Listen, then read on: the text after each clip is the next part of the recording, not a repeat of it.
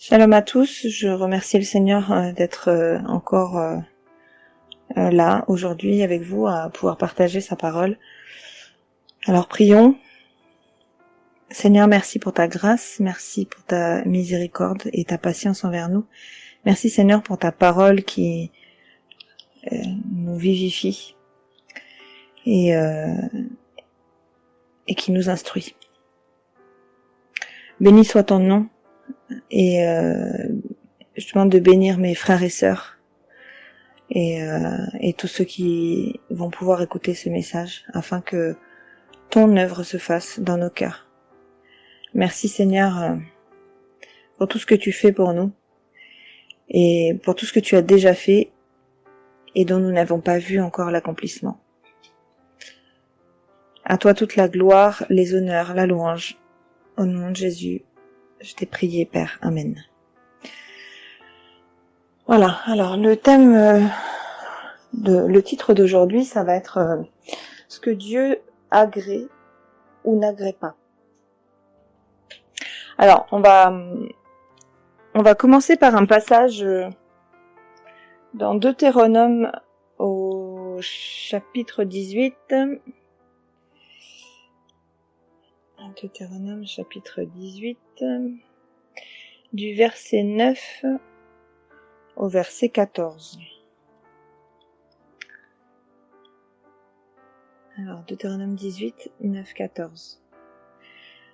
La Bible nous dit, lorsque vous serez entrés dans le pays que l'Éternel votre Dieu vous donne, n'allez pas imiter les pratiques abominables des peuples qui y habitent actuellement. Qu'on ne trouve chez vous personne qui immole son fils ou sa fille par le feu, personne qui pratique la divination, qui recherche les présages, consulte les augures, ou s'adonne à la magie. Personne qui jette des sorts, consulte des spirites et les devins, ou interroge les morts. Car le Seigneur a en abomination ceux qui se livrent à de telles pratiques.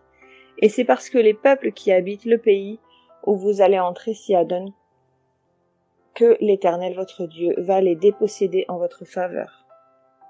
Quant à vous, soyez irréprochables envers l'Éternel votre Dieu, car ces nations que vous allez déposséder écoutent les faiseurs de présages et les devins. Mais pour vous, l'Éternel votre Dieu n'a rien voulu de pareil. Voilà. Alors, je suis désolée parce que au cours de ce message, on va avoir plusieurs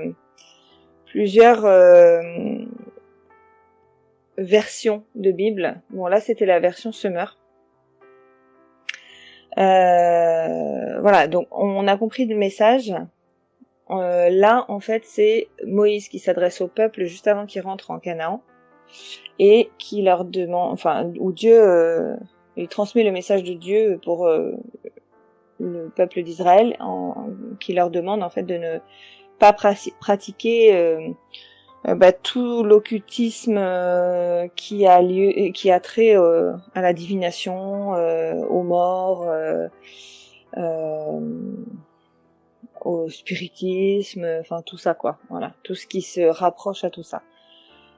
Et de ne pas ériger justement d'autels pour les morts et que ça ne devienne pas des idoles, etc. Donc, alors ce qu'il faut savoir en fait, c'est que à l'époque, Dieu a toujours interdit ces pratiques-là et même les gens qui avaient des relations amicales ou autres avec une personne qui prétendait justement communiquer avec le monde invisible, c'était strictement interdit pour le peuple d'Israël. Donc là en fait, on voit qu'il y a plusieurs métiers en fait, plusieurs pratiques entre guillemets qui sont citées. Et Dieu en fait les a clairement en abomination, parce que c'est dit dans le verset 12, car le Seigneur a en abomination ceux qui se livrent à de telles pratiques. Donc il a en abomination les pratiques elles-mêmes, ces pratiques-là, et aussi ceux qui se livrent à ça. Donc c'est tous ces métiers-là, en fait, ce sont des métiers qui prétendent avoir des connaissances sur tout ce qui est caché et qui utilisent en fait, alors ça peut aller de la boule de cristal, des tarots, les cartes, hein, ou alors certains aussi utilisent des foies d'animaux, de vrais foies d'animaux. Ça peut être le marc de café, mais ça peut être plein de choses en fait. Donc bon, c'est un peu glauque, voilà.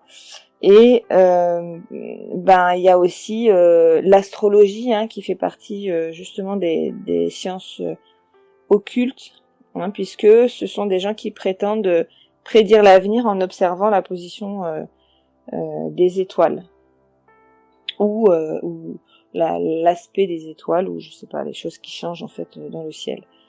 Donc c'est une divination.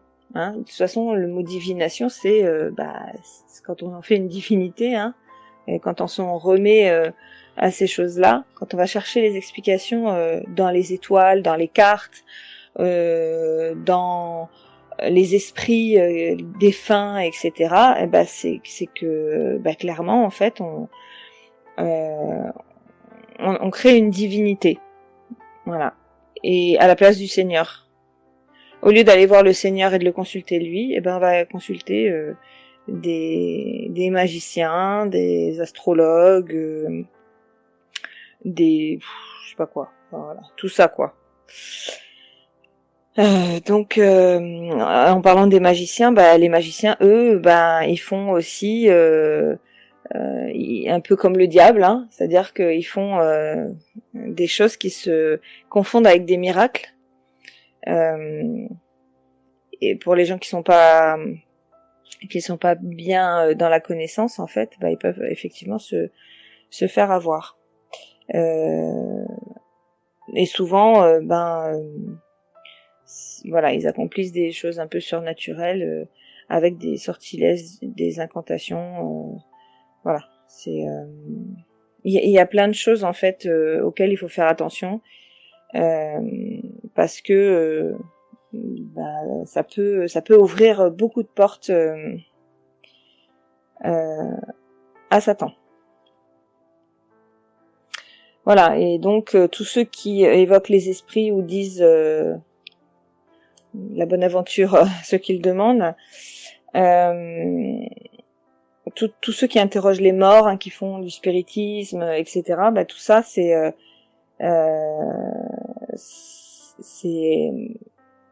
lourdement réprimandé par le Seigneur. Voilà. Il faut savoir en fait que le satanisme, les démons et l'occultisme, c'est pas juste des illusions en fait. Hein, c'est pas souvent on dit les démons ça n'existe pas, le diable il n'existe pas. Si en fait, c'est vraiment de sombres et sinistres réalités, et on se rend même pas compte à quel point ces entités-là peuvent avoir du pouvoir sur notre vie si on fait pas attention. Donc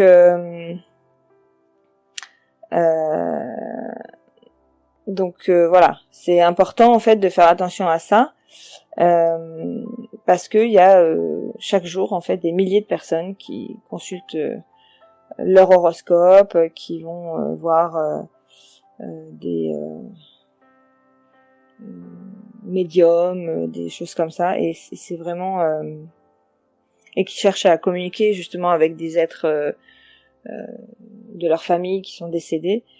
Même je dirais le fait de prier pour eux, brûler un cierge, ou voilà, attendre en fait. Quand on prie pour eux, on s'adresse à eux en fait. Et là, ça fait bien partie aussi, hein, dans le verset 11, hein, une personne qui jette des sorts, consulte des spirites et les devins ou interroge les morts. Voilà, donc il y a beaucoup de gens qui prient les personnes défuntes pour justement avoir des réponses et puis que les prières soient exaucées. Alors ça c'est assez incroyable en fait pour des chrétiens parce que Il y a quand même plusieurs passages dans la Bible qui sont assez explicites sur cette pratique-là et qui démontrent bien que le Seigneur a ça en horreur. Donc voilà, et quand on s'intéresse à tout ça, le diable, lui, il voit qu'on s'intéresse à lui, quelque part. Voilà, ce sont des gens qui s'intéressent souvent aussi au satanisme et aux démons. Alors l'hypnose aussi en fait partie, c'est très à la mode, et sous prétexte en fait de régler des problèmes anciens et puis de pouvoir en comprendre l'origine et les résoudre, on va avoir justement recours à cette pratique-là, qui est en fait d'aller chercher dans le subconscient des réponses à nos problèmes, des explications. Alors que la Bible, en fait, elle nous dit que Dieu nous connaît mieux que personne et que son esprit, le Saint-Esprit, nous révélera toutes choses si on le lui demande. Donc, le séducteur est tellement efficace que même les croyants se laissent prendre au piège et ont recours à cette pratique-là aussi. Donc la Bible, elle nous met en garde contre de telles pratiques et de telles activités, à de nombreuses reprises. On a beaucoup de versets que je vais pas forcément tous citer là, mais vous pourrez aller les chercher. On a Lévitique 19 au verset 31, Lévitique 19 Lévitique 20 verset 27. On a 2 Chroniques 33 au verset 6. On a Jérémie chapitre 10 au verset 2. Et on a Galates chapitre 5 versets 19 et 20. Évidemment, on a, ceux qui connaissent un petit peu, qui ont déjà lu l'Ancien Testament, on a le criant exemple, le malheureux exemple en fait du roi Saül qui s'est tellement laissé ronger par le ressentiment, la colère, la vengeance contre David, qu'il a fini justement par consulter une sorcière qui a fait revenir des morts le prophète Samuel. Et donc là en fait ça a sonné le coup de grâce vraiment pour lui, parce que en fait il est devenu un peu fou après, et voilà, et on voit en fait à quel point avoir recours à ces pratiques-là ça peut être compliqué, et donc ça peut être compliqué après de se dépatouiller de certaines situations. En fait, le diable arrive à avoir une telle emprise sur nous que c'est clairement très compliqué de se sortir de ça, et d'avoir de la clairvoyance en fait pour s'en sortir. Donc en fait c'est complètement d'actualité tout ça, parce que de plus en plus en fait on banalise tout ça, et les gens n'ont pas conscience que il faut pas jouer avec des pratiques qui pourraient justement nous être fatales. Voilà. Le Seigneur nous demande d'être entièrement à lui, et interdire les d'autres formes de communication, c'est écouter uniquement la voix de Dieu en fait. Voilà. Donc ces pratiques-là en fait sont autant de portes qu'on va ouvrir à l'ennemi, qui vont lui permettre de venir mettre une distance entre le Seigneur et nous. En fait, ça va directement s'attaquer à notre foi, parce que quand on s'adresse plus à lui directement, ça veut dire qu'on doute de ce qu'on peut recevoir de lui,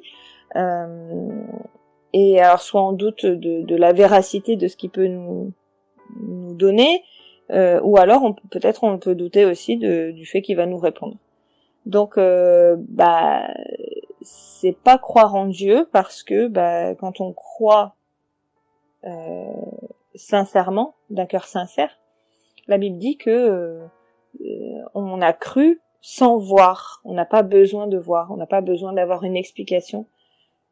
Souvent, quand on commence à croire, quand on a la révélation vraiment du Seigneur, c'est pas très rationnel, mais on cherche pas c'est tellement réel au moment où on a cette révélation pour nous que du coup on cherche pas les explications.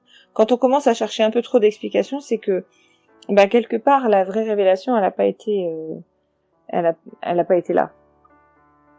Non, voilà, donc c'est par des moyens. Ce qu'il faut savoir, c'est quand même parce que c'est quand même que c'est par des moyens, semblables à ces pratiques-là, que on va confier notre autorité, en fait, celle qu'on a reçue du Seigneur Jésus au moment de notre conversion, à l'ennemi. Voilà. Alors que, on pense que Jésus est toujours notre Seigneur et notre Sauveur. Mais si on a recours à ce genre de pratique, du coup, on passe le relais, quoi. Voilà, c'est comme si on disait au Seigneur, toi, tu peux pas me répondre, tu peux pas m'être utile, donc je vais aller ailleurs. Et là, par contre, là, je crois. Voilà. Et donc, en fait, c'est un passage de témoin. Il faut vraiment se rendre compte que c'est très, très important de pas plonger là-dedans, de pas se faire avoir. De même, en fait, j'en parle assez souvent, en fait, mais parce que c'est tellement, c'est une référence à laquelle il faut se reporter parce que le diable utilise des choses qui nous semblent anodines, en fait, pour nous éloigner de notre voie, notre chemin, mais il faut vraiment se le rappeler souvent. Si on prend le cas d'Adam et Ève, en fait, quand ils ont désobéi au commandement que le Seigneur leur avait donné de ne pas manger le fruit de l'arbre de la connaissance du bien et du mal, ils ont remis, en fait, leur autorité à celui qui les avait trompés. En fait, la Bible, elle explique que au moment où ils ont cru le serpent, le diable, qui avait investi le corps du serpent, ils ont laissé de côté, c'est exactement ce qu'on disait juste avant, ils ont laissé de côté la crédibilité de Dieu pour croire, justement, quelqu'un qui leur annonçait que Dieu leur avait menti. Donc ça, c'est un péché extrêmement grave, en fait, parce que la Bible, elle nous dit bien que Dieu n'est pas un menteur, n'est pas un homme pour mentir, ni un fils d'homme pour se repentir. Et Jésus est le seul qui n'a jamais péché, y compris le mensonge. Il n'y a pas de petits mensonges. Contrairement à ce qu'on peut vous dire dans certaines églises, il n'y a pas de petits mensonges, en fait. Il faut vraiment avoir conscience qu'à partir du moment où on dit quelque chose de faux, c'est un mensonge. Voilà. Donc, on peut pas jouer avec ça non plus.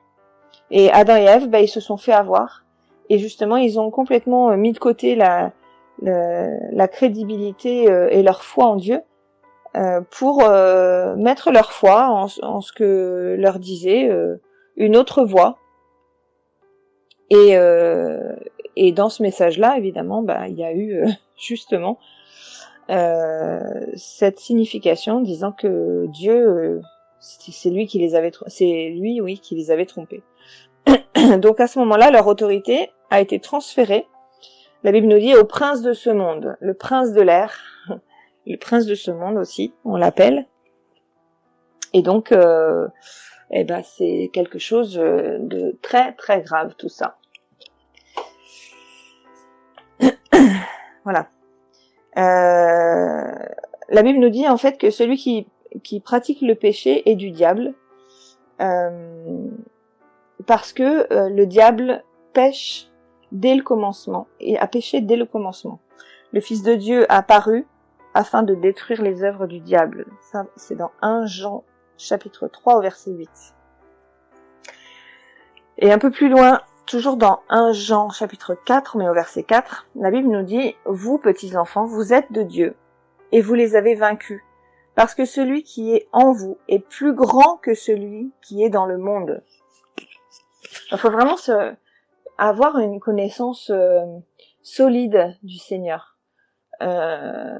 Vraiment, il y a beaucoup de traits de caractère qu'il faut connaître, mais il y a quand même certains traits auxquels on peut se raccrocher sans aucun problème pour que notre foi soit vraiment solide, à savoir que il est fidèle, il est véritable. Donc, qui dit véritable, ça veut dire que il est dans la vérité, puisqu'il a dit lui-même, je suis le chemin, la vérité et la vie.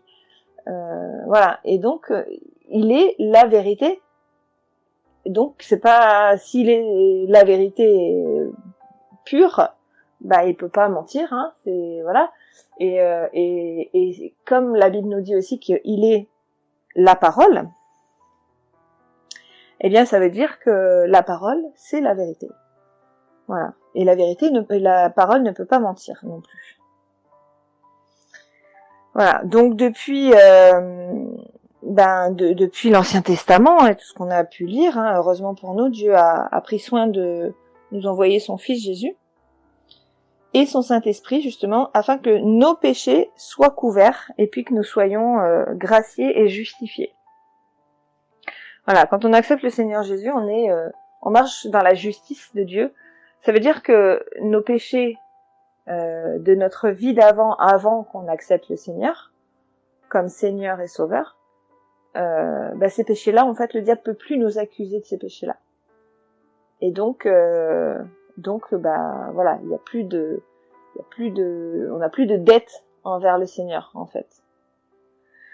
Donc, on peut marcher la tête haute, en sachant que il faut rester humble quand même, parce qu'on vit dans un monde de péché et que à tout instant, en fait, on est à la merci du diable pour commettre des péchés aussi. Hein. Donc, même des fois sans s'en rendre compte, et souvent sans s'en rendre compte.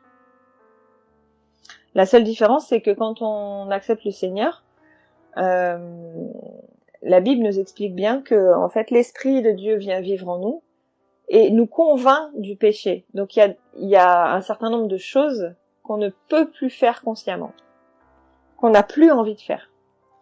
Et ça, c'est vraiment la première différence qui se voit quand quelqu'un est vraiment converti. C'est que il y a des choses qu'il veut plus faire comme avant. Il y a des habitudes qui changent.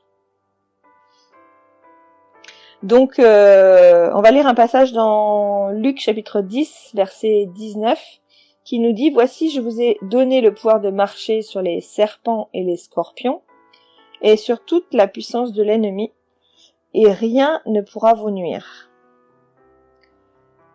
Il faut se persuader de ça aussi. En fait, c'est ça que je disais quand tout à l'heure, quand le Seigneur, quand on l'accepte comme Seigneur, comme Sauveur personnel, lui, il nous transmet cette autorité-là, justement, son autorité, cette autorité qui nous permet justement de marcher sur les serpents, donc le serpent, le scorpion, le dragon, tout ça, c'est des images du diable. Hein. Donc, on est tout à fait capable de combattre et de tenir à terre l'ennemi, hein, lorsqu'il veut nous attaquer, parce qu'on a reçu cette puissance. Encore faut-il pouvoir proclamer aussi certains passages bibliques, en fait, hein, qui vont nous rendre victorieux et qui vont nous permettre par la foi de prier, de combattre par la prière et de proclamer la victoire. Voilà.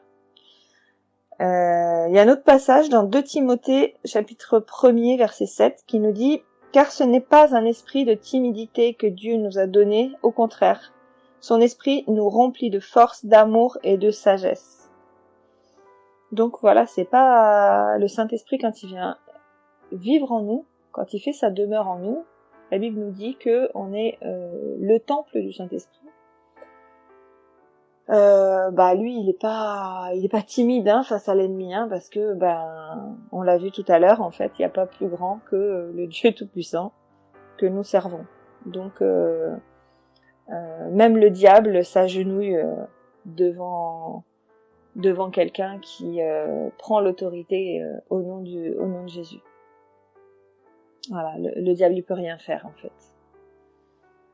C'est une autorité qui est au-dessus de toute chose. Jésus a dit « Tout pouvoir m'a été donné, dans les cieux, sur la terre et sous la terre. » Ce qu'il faut savoir, en fait, c'est que l'ennemi, lui, n'a de pouvoir que celui qu'on va bien vouloir lui accorder. C'est sûr que il va nous mettre des bâtons dans les roues, il connaît nos faiblesses et il va toujours faire en sorte d'appuyer là où ça fait mal, ça c'est certain. Mais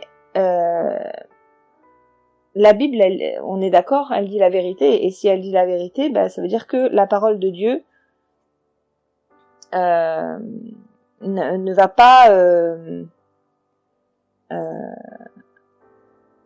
pas pouvoir opérer si on n'a pas le Seigneur Jésus dans notre vie comme Seigneur. Mais par contre, si on l'a reçu comme Seigneur, elle va forcément opérer son autorité si on fait appel à cette autorité-là, quand c'est vraiment le Seigneur Jésus qui est notre Seigneur.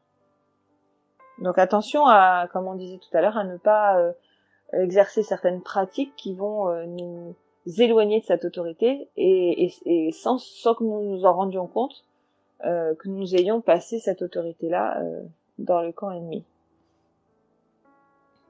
Parce que 1 Corinthiens 10 au verset 13 nous dit « Aucune tentation ne vous est survenue qui n'ait été humaine et Dieu, qui est fidèle, ne permettra pas que vous soyez tentés au-delà de vos forces. Mais avec la tentation, il préparera aussi le moyen d'en sortir afin que vous puissiez la supporter. » C'est pas Dieu en fait qui nous inflige avec sévérité toutes les tentations, toutes les épreuves qu'on traverse. Au contraire, en fait, Jésus, quand il a été tenté dans le désert, le diable a bien essayé de lui faire croire que Dieu voulait qu'il le provoque, mais Jésus a dit non, on ne tente pas le Seigneur. Et le Seigneur ne nous tente pas non plus. Par contre, c'est nécessaire pour nous de passer par des épreuves, par des moments difficiles, parce que ça forge notre foi, et puis on va en même temps pouvoir démontrer au Seigneur combien on est fidèle, y compris dans l'épreuve, pas seulement quand tout va bien. Parce que c'est facile aussi d'être fidèle quand tout va bien. Souvent on a même tendance à oublier le Seigneur quand tout va bien. Mais du coup, l'épreuve nous rappelle humblement que en fait on a besoin du Seigneur, quoi. Voilà. Donc si la Bible elle nous dit tout ça, il faut bien se dire que c'est pas anodin. La foi va nous permettre justement de déplacer des montagnes, même si on a une toute petite foi comme gros comme un grain de sénévé, un grain de moutarde, comme a dit Jésus. Faut juste en fait qu'on choisisse de se servir de notre foi, comme on disait tout à l'heure, pour prier en combattant, en proclamant la vérité au travers de la Bible et au travers de ce que proclamer ce que le Seigneur a fait de nous, parce que quand on se convertit, la Bible nous dit qu'on est une nouvelle créature. Voilà, par le pardon de nos péchés. Un autre passage aussi qui peut nous parler et puis nous aider justement à consolider tout ça, c'est Ésaïe 40 verset 10. Comme quoi on peut tout à fait mélanger, être encouragé un coup par l'Ancien Testament, un coup par le Nouveau, parce que Dieu est un et qu'il est immuable et que de toute façon ce qu'il a dit avant et ce qu'il a dit après Jésus, après la venue de Jésus, c'est la même chose en fait. Donc c'est bien ce qui nous montre que sa parole ne change pas. Il est fidèle. Elle ne varie pas. Donc Ésaïe 40 verset 10 nous dit « Ne crains rien car je suis avec toi. Ne promène pas des regards inquiets car je suis ton Dieu. Je te fortifie. Je viens à ton secours. Je te soutiens de ma droite triomphante. » En fait, depuis l'Ancien Testament, Dieu veut fortifier et protéger ceux qui lui appartiennent. Il est le Tout-Puissant et il reste le seul qui peut nous fortifier et nous apporter la protection dont on a besoin, en ce moment peut-être, pour certains. Tous les gris-gris, en fait, pourront rien faire parce que aucune nouvelle doctrine comme soit le yoga, la recherche du moi intérieur ou je sais pas trop quoi, le bouddhisme ou je sais pas quoi, ça nous donnera pas les réponses dont on a besoin. Voilà, encore moins aller rechercher dans les sciences occultes. Parce que la Bible nous dit que Dieu a voulu qu'on ait une connaissance, une certaine connaissance, mais en temps voulu, en fait. On ne peut pas tout assimiler d'un coup, et toute la connaissance telle que Dieu l'a, on l'aura au moment où on le rejoindra dans les cieux. Voilà. Parce que nos corps seront changés, notre esprit sera vraiment libéré de toute cette emprise ici, et voilà, on va pouvoir assumer justement pleinement toute cette connaissance que le Seigneur ne peut pas nous donner ici, parce que il y a des choses en fait qui nous serviront à rien, ou qui vont peut-être plus nous embrouiller qu'autre chose, ou nous mettre en déroute. Donc voilà, il sait toutes choses, il sait de quoi on a besoin, et il nous donne la connaissance dont on a besoin au compte-gouttes. Et ça doit nous fortifier en fait. Voilà. Donc il y a vraiment un net contraste entre les impies qui pratiquent l'occultisme, et puis le verset 15 qui annonce aussi une belle prophétie au sujet de Christ. Mais ça, du coup, on va le voir la prochaine fois, parce que je suis au bout du temps qui m'est imparti. Donc ça donnera lieu à une belle suite passionnante. Voilà. En tout cas, je vous souhaite d'être fortifiés. Je prie que le Seigneur vous fortifie au travers de ce message. Et puis je prie que la paix soit dans vos cœurs et que vous puissiez pleinement intégrer ce message. Voilà, pour votre victoire et pour toute la gloire du Seigneur. Shalom à tous.